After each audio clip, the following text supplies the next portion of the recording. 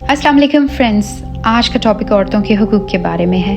हम चंद ऐसी बातों को समझने की कोशिश करेंगे जिन्हें माशरे में सही समझा नहीं गया। और आज ये हाल है कि औरत आज फिर वहीं खड़ी है जहां इस्लाम आने से पहले खड़ी थी, जबकि दीन इस्लाम ने औरत को बुलंद मुकाम दिया है, मर्द और औरत के बराबर के हुकूक मुकर्रर किए हैं। हाँ, कुछ जगहों पे मर्द के हुकूक बढ़ा दिए और कुछ जगहों पे ख़वातीन के हुकूक बढ़ा दिए गए। आजकल ये आम मिथ हमारी सोसाइटी में मिलता है क्योंकि मर्द को अल्लाह ने हाकिम मुकर्रर किया है, उसका दर्जा औरत से बुलंद है, तो इसलिए वो औरत को जब चाहे मार सकता है या उसको कोई भी सज़ा दे सकता है। देखिए जी, कुरान में भी इसका जिक्र है। आज हम इसको समझेंगे। दूसरी बात, लोग कहते हैं कि औरत का मुकाम सिर्फ चादर चार दीवारी तक है। हम इसे भी समझने की कोशिश करेंगे कुरान की रोशनी में। दीन इस्लाम मर्द को घर का हाकिम करार देता है। जैसे हर अदारे को सरबराह की ज़रूरत होती है, उसके बगैर अदारा चल नहीं सकता। ख़ानदान भी एक अदारा है। ये अदारा बच्चे की परवरिश और निगहदाश्त के लिए बनाया गया है ताकि मासूम बच्चे की हिफाजत हो सके। ये अदारा एक अहद से बनता है, इसमें शोहर सरबराही के मुकाम पर होता है, यानी बॉस के बगैर जैसे कोई अदारा नहीं है। इसी वजह से कमाने की, माश की सारी जिम्मेदारी अल्लाह ने शोहर पर डाली है। औरत पे कमा के लाने की जिम्मेदारी नहीं है। वो अपनी मर्जी से चाहे तो कमा ले, वो अपनी इस कमाई को जहाँ चाहे खर्च कर सकती है अपनी मर्जी के मुताबिक। अब जिस सूरत हाल में दीन कह रहा है कि तुम औरत को सजा दे सकते हो, सूरत हाल बिल्कुल डिफरेंट है। यहाँ पे एक आम औरत का जिक्र ही नहीं है। आम औरत घर में इख्तलाफात भी करेगी, किसी बात पे उसकी राय अपने शोहर से डिफरेंट हो सकती है।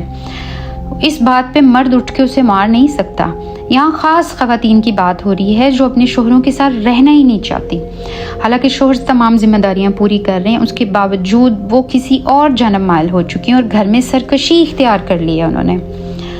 अब मर्द के सामने दो रास्ते हैं, तलाक दे और मामला ख़त्म करे। अब कुरान ये कहता है अगर तलाक तक जाता है मर्द, यानी अलहदा होना चाहता है तो हो जाए, लेकिन इससे पहले इस्लाह के लिए इक़दामात कर सकते हो तो कर लो। पहले मरहले पर कहा गया है कि उस खतून को समझाने की कोशिश करो, फैमिली समझाए, ख़ानदान समझाए। अगर मामलात हल नहीं हो रहे तो बिस्तर अलग कर दो। ये भी चीज़ सही नहीं बन रही तो कहा गया है कि आप उनके कान गर्म कर सकती, यानी हल्का सा आप उन्हें सर्जनिश करने के लिए उनको सज़ा दे सकते हैं। लेकिन इसका ये मतलब नहीं है कि आप डंडा उठाएं और मार मार कर औरत का भरकस निकाल दें। आप सल्लल्लाहु अलैहि वसल्लम ने फरमाया, ला तदरिबू इमल्लाह, यानी अल्लाह की बंदियों को मत मारा करो। अगर कहा हो तो औरतों को मत मारो, ये एक बात है। अल्लाह की बंदियों को मत मारो यानी कितनी कुर्बत का जुमला है। यानी तुम मारने लगो तो सोचो कि किसकी बंदियां हैं, अल्लाह की, पीछे हट जाओ। कितनी बड़ी इज्जत देता है दीन इस मामले में। हिजरतुल वदा के मौके पर बुनियादी इंसानी हुकूक पर सबसे आला बयान आप सल्लल्लाहु अलैहि वसल्लम का है। आपने फरमाया, लोगों, तुम्हारा माल, तुम्हारी जान, तुम्हारी आबरूएं इस दिन, इस महीने की तरह हुर्मत रखती हैं। मतलब किसी शख्स के खिलाफ, उसकी जान के खिलाफ, उसकी माल के खिलाफ, इज्जत के खिलाफ आप कोई इक़दाम नहीं कर सकते। ये बात बुनियादी इंसानी हुकूक के मामले में अल्लाह और उसके रसूल की ज़मानत है। औरत हो या मर्द, कोई फ़र्क नहीं किया गया। यानी आप आम हालात में अपनी बीवी को नहीं मार सकते। एक ख़ास सिचुएशन है कि औरत रहना ही नहीं चाहती तो आप उसकी इस्लाह करते हुए आखिरी मरहले में उसे सरजश कर सकते हैं, हल्की फुल्की सज़ा दे सकते हैं, बस, इससे ज़्यादा नहीं। इसको हमारे माशरे में गलत समझ लिया गया है। होता यह है कि औरत ने सालन बनाया नहीं है तो मर्द उठा के वही पैन उसके सर पे मारता है। भरी महफिल में छोटी छोटी बात पर औरत को जलील किया जाता है। इसका हक इस्लाम बिल्कुल भी नहीं देता।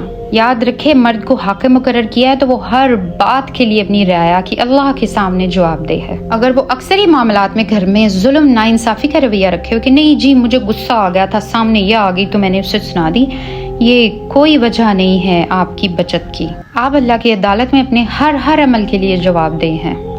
कुरान और सीरत नबी से हम औरत की हैसियत को समझ सकते हैं। हज़रत आयशा रज़ी अल्लाह ताला अन्हा के ख़िलाफ़ जो यहूदियों ने प्रोपेगेंडा किया, 11 आयात हैं कुरान में। किसी नबी के अलावा इतनी आयात किसी के बारे में नहीं है। अल्लाह औरत को इतनी इज्जत दे रहा है। अल्लाह ने इस वाक़े को, जिसने हज़रत आयशा को सिर्फ ज़हनी अज़ियत दी, उसको उनके लिए एक शर्फ का मुकाम बना दिया। सुभान अल्लाह। कुरान में कितनी जगह हैं जहाँ औरत लीडरशिप का रोल प्ले कर रही है। हज़रत मूसा की वालिदा जब उनको पानी में बहाती हैं तो घर में हारून बड़ा भाई है, बैठा हुआ है, क्योंकि न्यू बॉर्न को मारने का हुक्म आया था। तो वालिदा हारून को भी भेज सकती थी, लेकिन वो अपनी बेटी को भेजती हैं। کہ جاؤ بھائی کو فالو کرو جہاں بھی جائے. اور وہ بہن کیا کرتی ہے, وہ سارا راستہ فالو کرتی ہے اور فرعون کے محل تک پہنچ جاتی ہے. واپس آ کر ماں کو پوری کہانی سناتی ہے اور وہاں پر اپنی ماں کا ذکر بھی کر کے آتی ہے. جب بچے کو دودھ پلانے کا مسئلہ زیر بحث آتا ہے تو وہ ان کو بتاتی ہے میری ماں اس بچے کو دودھ پلا سکتی ہے. چنانچہ یہ ساری کہانی اس چھوٹی لڑکی کی ذہانت کو بیان کرتی ہے جس سے سورۃ القصص میں ہم تلاوت کرتے ہیں. قرآن میں مختصراً ایسے واقعات آئے ہیں جہاں پتہ چلتا ہے عورتیں بڑے اعتماد سے بات کرتی ہیں, خود کو ایکسپریس کر سکتی ہیں, یعنی جو وہ سوچتی ہیں بلا جھجک اظہار کر سکتی ہیں.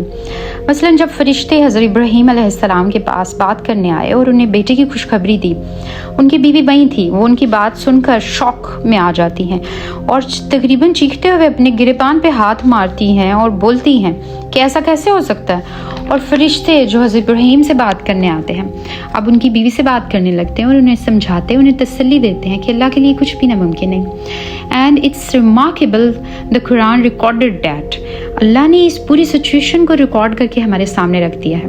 وہی پہنچانے والے فرشتے اب ڈائریکٹ اس پوری عورت سے گفتگو کرتے ہیں اور ان کی ڈھارس بند آتے ہیں. کتنے ہی مواقع ہیں جہاں عورت آگے بڑھ کر اپنا کردار ادا کرتی ہے. اللہ یہ نہیں کہتا عورت کو بس کمرے تک چھپا کے رکھا جائے. حتیٰ کہ جو سورہ احزاب میں آیات ہیں وَقَرْنَ بَيُوتِهُنَّ, یہ سورت امت کی ماؤں کے بارے میں ہے, مدرز آف آل بلیورز, اور صرف انہی کے لیے یہ حکم آیا ہے کہ بیویاں آپ صلی اللہ علیہ وسلم کی گھر میں رہیں گی.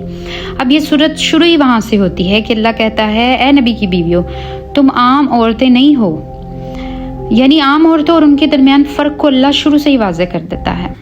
ان کو کہا گیا ہے جب یہودی اسکینڈلائز کرنا شروع ہو گئے, ان کی ذات پہ کیچڑ اچھالنے کی پلاننگ کرنے لگے, تو اللہ نے نبی سے کہا کہ تم نبوت کے منصب کو جاری رکھو, میں آپ کے گھر کی حفاظت کی ذمہ داری لیتا ہوں. تو پھر خصوصی انسٹرکشنز آپ کی بیویوں کو دی گئیں کہ گھر سے باہر نہیں نکلیں گی, مردوں سے آپ پردے کے پیچھے گفتگو کریں گی تاکہ وہ کوئی اسکینڈل نہ بنا. کسی اور عورت کو آپ پوری امت کی ماں کی جگہ نہیں رکھ سکتی. یہ اللہ نے انہیں خاص اسٹیٹس دیا ہے اور آپ صلی اللہ علیہ وسلم کے بعد انہیں روک دیا گیا کہ کسی اور مرد سے شادی نہیں کر سکتی, جبکہ عام خاتون کے لیے یہ حکم نہیں ہے. لیکن آج کہا جاتا ہے اگر نبی کی بیویوں کو پردے کا حکم ہے تو عام عورتوں کو کیوں نہیں؟ نہیں جی, وہ ایک خاص سچویشن میں نبی کی بیویوں کو حکم دیا گیا تھا کہ وہ گھر کے اندر رہیں گی. عام عورتیں گھروں سے باہر جائیں گی, وہ گھر کے باہر جا کے گھر کے کام بھی کر سکتی ہیں. آپ صلی اللہ علیہ وسلم کے زمانے میں بھی عورتیں خواتین گھروں سے باہر کام کرتی تھی. جب یہ احکامات آئے تو اللہ کے نبی نے کہیں نہیں ساری عورتوں کو بلا کے کہا اب سے تم گھر میں بند رہو گی اور باہر کے کام نہیں کیا کرو گی. یہ صرف آپ صلی اللہ علیہ وسلم کی بیویوں کو کہا گیا. عام عورتوں کی جو ہدایات اللہ دیتا ہے وہ سورہ نور میں ہے. وہ ہے کہ مرد عورت جہاں بھی عورتیں اور مرد مکس ہوں گے, یعنی ان کی گیدرنگز ہوں گی, وہاں اللہ آداب سکھاتا ہے کہ کس آداب کو, کن آداب کو تم نے فالو کرنا ہے, یعنی مرد و عورت کے ملنے کے آداب. اس میں بھی کہا گیا کہ مرد اور عورت دونوں نظر جھکا کے بات کریں گے, نظر میں حیا ہوگی. یہاں دونوں کو ایک جیسی انسٹرکشنز دی جا رہی ہیں, لیکن ایک انسٹرکشن خاتون کے لیے ایکسٹرا ہے, وہ یہ کہ جب تم تیار ہوتی ہو شادی بیاہ کے موقع پر کسی پارٹی پر تو سر پہ دوپٹہ لے لیا کرو. زینت کی جگہوں کو چھپاؤ, یعنی اپنے فیس, بازو اور پاؤں کے علاوہ ہر چیز کو چھپا کے رکھو. اللہ کہتا ہے خمار یوز کرو. یہ خمار عورت کو اس کی اپنی شو آف کرنے کی خواہش سے روکتا ہے تاکہ عورت کے اندر حیا اور موڈیسٹی آئے. جیسے مدین کی 2 بہنوں کا اللہ قرآن میں ذکر کرتا ہے, ان کی موڈیسٹی کا, حیا کا, کتنی با حیا تھی جب وہ کنویں سے پانی لینے آتی ہیں. اب ان کے اندر پوری حیا ہے لیکن وہ اپنا کردار بھی نبھا رہی ہیں, باہر کے کام بھی وہ کر رہی ہیں. قرآن نے اس سے منع نہیں کیا گیا. عورت بھی گھر سے باہر جب ضرورت ہو کسی بھی کام سے جا سکتی ہے. آج کی دنیا میں عورت کیسے خود کو مناسب لباس میں رکھتے ہوئے مردوں کے شانہ بشانہ کام کر سکتی ہے, اس کا عملی مظاہرہ آپ کو ملیشیا, انڈونیشیا میں نظر آئے گا. ان کی بڑی ایجوکیٹڈ سوسائٹی ہے جہاں عورت زبردست کردار نبھا رہی ہے.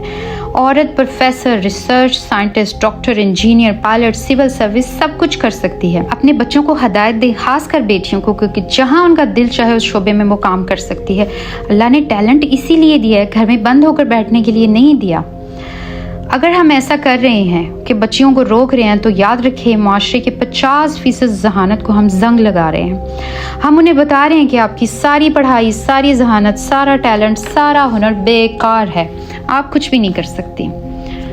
اس بات پہ ایک فضول سا اعتراض ہوتا ہے کہ عورتیں اگر کام کریں گی تو اچھی مدر نہیں بن سکتی. نہیں, اگر مرد اچھے باپ بن سکتے ہیں کام کرنے کے باوجود تو عورتیں بھی بن سکتی ہیں. پرانے وقتوں میں بھی عورتیں گھروں سے باہر کام کرتی تھی اور وہ اچھی مائیں تھی, تو آج کیوں نہیں؟ دین اسلام صرف مردوں کے کنٹریبیوشن سے ہم تک نہیں پہنچا، عورتوں نے شانہ بشانہ کام کیا ہے۔ آپ اسلامک ہسٹری دیکھیں تو عورتیں مردوں کے شانہ بشانہ جنگوں میں لڑتی رہی ہیں، نرس کا رول پلے کرتی رہی ہیں۔ حضرت عمر نے ایک خاتون شفا بنت عبداللہ کو بازار کی حاکم بنا دیا تھا، وہ وہاں کی فوڈ انسٹرکٹر تھی، فیصلے کرتی تھی۔ آج کا ٹاپک اس لیے ہے کہ ہماری بیٹیاں محسوس کر سکے کہ اللہ نے ان کو بھی مرد کے برابر ہی حقوق دیے ہیں۔ کچھ جگہوں پہ مرد کی ذمہ داریاں بڑھا دی اور کچھ جگہوں پہ عورت کی ذمہ داریاں بڑھا دی گئی ہیں۔ اللہ تعالیٰ ہمیں دین اسلام کو صحیح سمجھنے کی توفیق عطا فرمائے اور ہم خواتین کو وہی مقام دے جو اللہ اور اس کے رسول نے دیا۔